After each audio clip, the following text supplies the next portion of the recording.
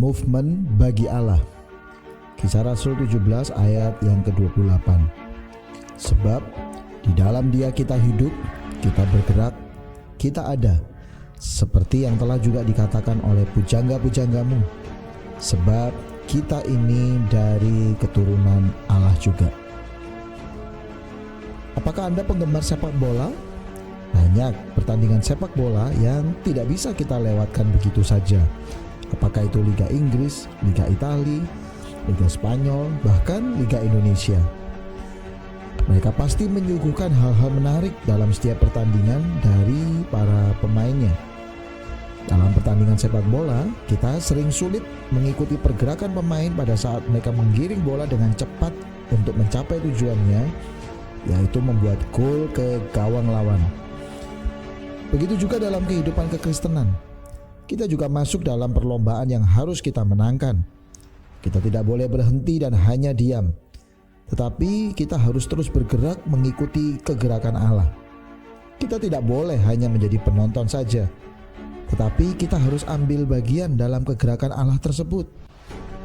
Sebab kalau kita hanya sekedar tahu, kita akan rugi dan bisa tertinggal oleh orang lain. Alangkah baiknya apabila kita ikut ambil bagian dalam setiap kegerakan Allah dan berkarya bagi Allah, sehingga hidup kekristenan kita tidak jadi monoton.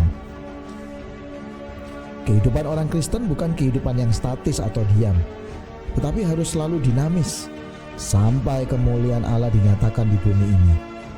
Tanggalkan segala beban yang menghalangi dan merintangi untuk kita melangkah, agar hidup kekristenan kita dapat maksimal.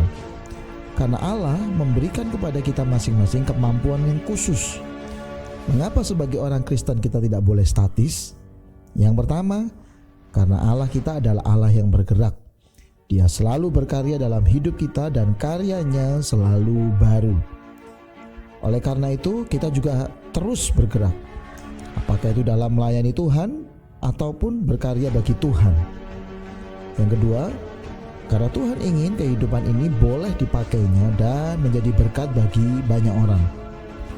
Saudara, jika hidup kita tidak bergerak atau statis saja dan hanya hidup untuk diri sendiri, maka kehidupan kita tidak akan menjadi terang dan tidak akan menjadi berkat bagi orang lain.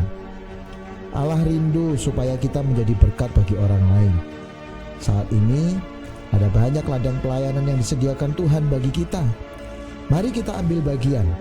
Pelayanan apapun yang dapat kita lakukan untuk Tuhan, mari kita kerjakan dengan tulus dan sungguh-sungguh. Mari kita maksimalkan segala potensi yang sudah diberikan Allah bagi kita. Jangan pernah berhenti, jangan hanya diam.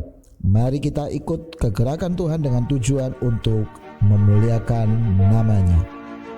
Amin.